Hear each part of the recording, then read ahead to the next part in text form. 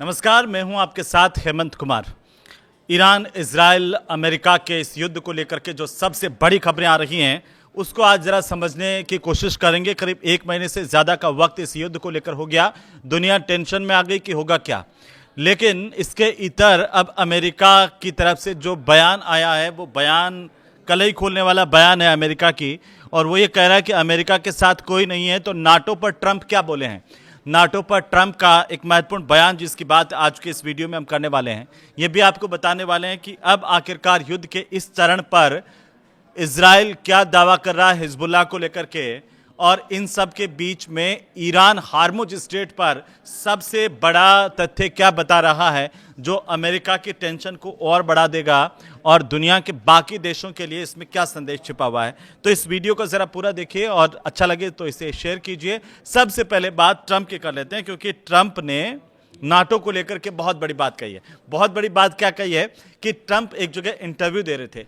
Interview में Trump ने यह कह दिया कि ज़रूरत के वक्त में नाटो ने अमेरिका की मदद नहीं की और इसीलिए अमेरिका अब नाटो से अलग हो सकता है। उन्होंने यह भी कहा कि यह संगठन किसी काम का नहीं है, ऐसा पुतिन भी मानते हैं। तो पुतिन के कंधे का भी इस्तेमाल करने की कोशिश ट्रंप की तरफ से, अमेरिका की तरफ से यहां पर की गई है, और साथ ही साथ ये भी कह दिया कि नाटो से बाहर निकलने पर अमेरिका गंभीरता से विचार कर रहा है। नाटो को ट्रंप ने कागजी शेर बताया।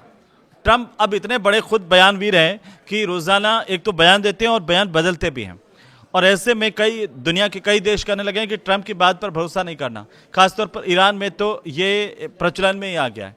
लेकिन अब ट्रंप क्या कर रहे हैं, ट्रंप एक इंटरव्यू में ये कह रहे हैं कि नाटो से बाहर निकलने पर अमेरिका गंभीरता से विचार कर रहा है। साथ ही उन्होंने कहा कि नाटो एक कागजी शेर है, और उन्होंने कहा कि पहले भी वो नाटो से ज़्यादा प्रभावित नहीं थे। उन्हें लगता है कि रूस के राष्ट्रपति व्लादिमीर पुतिन भी यही मान रहे हैं। अब इसके भी मायने हैं। अब इस बयान में रूस को साथ लेकर के ट्रंप क्यों चल रहे हैं, नाटो पर सीधे तौर पर कुछ कहने के बजाय रूस के कंधे का इस्तेमाल, पुतिन के कंधे का इस्तेमाल भी ट्रंप करते हुए यहाँ पर क्यों दिखाई दे रहे हैं, ये गणित क्या कह रही है अंतर्राष्ट्रीय समुदाय के लिए, इसे भी ज़रा समझने की ज़रूरत है। लेकिन ट्रंप ने ये कहा, ट्रंप ने कहा कि अमेरिका हमेशा अपने साथियों के साथ में खड़ा रहा है, उनकी सहायता के लिए खड़ा रहा है, लेकिन इस बार कोई अमेरिका के साथ नहीं आया। आप इस युद्ध का ये बयान समझिए, इसके मायने समझिए कि अमेरिका कह रहा है कि इस युद्ध में कोई उसके साथ नहीं आया। और उन्होंने यूक्रेन का उदाहरण दिया, कहा कि वहां अमेरिका ने मदद की थी लेकिन अब वही समर्थन अमेरिका को नहीं मिल रहा।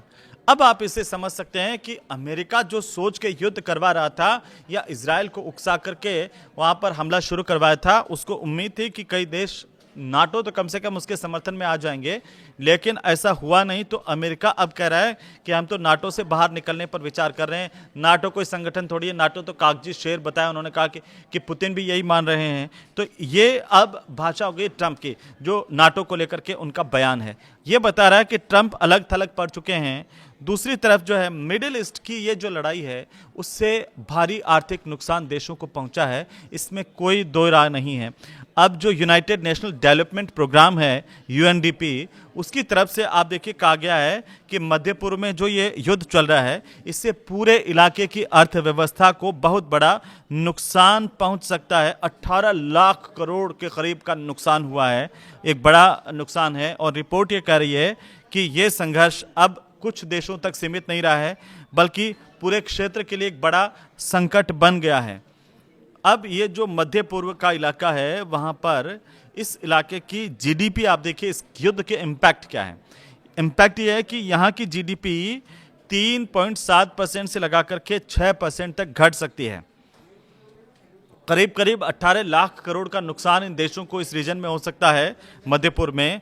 और हॉर्मुज स्ट्रेट से जो जहाज़ों की आवाजाही जो आप देख ही रहे हैं कि करीब 1 महीना हो गया, वो बड़ी प्रभावित हुई है। तो वो करीब करीब अब 70% से ज़्यादा घट गई है। अब जो देश है, जैसे भारत भी दूसरी तरफ से गैस के लिए जैसे अंगोला से बातचीत कर रहा है, तो दूसरी तरफ से नए रास्ते तलाश रहा है, बाकी देश भी नए रास्ते तलाश रहे हैं। तेल की कीमत हो गई है $120 प्रति बैरल तक, और 16 लाख से ज़्यादा लगा करके 36 लाख तक इन देशों में नौकरियों पर संकट आ गया, क्योंकि बाहर के जो लोग थे वो तमाम ये देश छोड़ छोड़ करके चले गए, नौकरियां छोड़ करके अपने अपने देशों में चले गए हैं, जो निवेशक थे वो लौट गए, कई तरह की परेशानियां देशों के सामने आई। लेकिन अब इन सब के बीच में इजराइल क्या कह रहा है? इजराइल ने हिजबुल्लाह के टॉप कमांडर को लेकर के एक दावा किया कि हिजबुल्लाह के टॉप कमांडर है यूसुफ इस्माइल।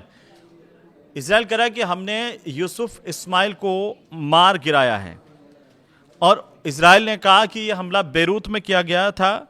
हालांकि हिजबुल्लाह की तरफ से इस पूरे हमले को लेकर के और जो इजराइल का दावा है, इस पर हिजबुल्लाह ने कोई रिएक्शन नहीं दिया अभी। लेकिन अब सबसे बड़ी बात पर आते हैं, वो बात है हॉर्मुज स्ट्रेट की, जिससे दुनिया में तेल की सप्लाई का सबसे अहम और बेहद ही अहम रूट माना जाता है। सारे देश टेंशन में आ गए जैसे हॉर्मुज स्ट्रेट बंद हुआ। अब आप देखिए, ईरान ने बहुत बड़ा बयान दिया है। ईरान ने कहा कि हॉर्मुज स्ट्रेट खुला रहेगा, लेकिन अमेरिका को छोड़ करके। अब आप देखिए कि बाकी दुनिया के देशों के लिए यह उम्मीद भी है कि अगर हॉर्मुज स्ट्रेट खुला रहेगा, जिसमें सिर्फ अमेरिका पर ही प्रतिबंध की बात ईरान ने कही है, बाकी देशों के लिए उसने कहा कि रास्ता खोल देंगे, तो हो सकता है कि चीज़ें जो है वो नॉर्मल होती चली जाएं। लेकिन ईरान की जो संसद है, वहाँ की राष्ट्रीय सुरक्षा समिति, उसके प्रमुख है इब्राहिम अजीजी, उन्होंने कहा कि हॉर्मुज जो स्ट्रेट है वो खुला रहेगा, लेकिन अमेरिका के लिए खुला नहीं रहेगा। और अब 47 साल की जो मेहमान नवाजी है वो खत्म हो चुकी है। सीधे पॉइंट आउट किया है अमेरिका को। अजीजी ने कहा कि यह रास्ता सिर्फ उन देशों के लिए खुला रहने वाला है जो ईरान के बनाए गए नियमों का पालन करेंगे। उन्होंने तंज भी कसा कि ट्रंप ने रिजीम चेंज का सपना पूरा कर लिया है, लेकिन ये ज़मीन पर नहीं, समुद्र के नियमों में हुआ है। तो हॉर्मुज स्ट्रेट जो है उसमें तेल की सप्लाई का ये बेहद अहम रूट है, जो फारस की खाड़ी से ओमान की खाड़ी और अरब सागर तक में मिलता है। हॉर्मुज स्ट्रेट से दुनिया का सबसे ज़्यादा तेल की सप्लाई होती है। भारत के जो तेल के जहाज है, भारत भी जो आयात करता है वो भी इसी रास्ते से आता है। लेकिन ईरान से एक बड़ी अपडेट ये भी है इस युद्ध के बीच में कि 65 लोगों की गिरफ्तारी की गई है। ईरान अब अपने भीतर जो जयचंद बैठे हुए हैं, जिन पर यह हो सकता है कि वो ईरान के भीतर की बातें अमेरिका तक पहुंचा रहे थे, उन पर भी कंट्रोल करना शुरू कर दिया। पहले भी इस तरह की गिरफ्तारियां हुई थी। एक बार फिर से जो ईरान की इस्लामिक रेवोल्यूशनरी गार्ड कॉर्प्स है, उसकी तरफ से कहा गया कि 65 लोग आइडेंटिफाई किए गए ऐसे जो सूचनाएं ईरान की बाहर भेज रहे थे, उनको गिरफ्तार कर लिया है। और ईरान भी अब कड़ी कार्रवाई ऐसे लोगों के खिलाफ कर रहा है। लेकिन ये ठीक बात है कि जो ईरान का जखीरा है उस तक अमेरिका पहुंच नहीं पा रहा, और अमेरिका की बौखलाहट अब उसके शब्दों से बयां हो रही है। इसे लेकर के आप क्या सोच रहे हैं, कमेंट करके हमें ज़रूर बताइए, अपनी राय दीजिए। वीडियो अच्छा लगे तो इसे शेयर कीजिए। नमस्कार।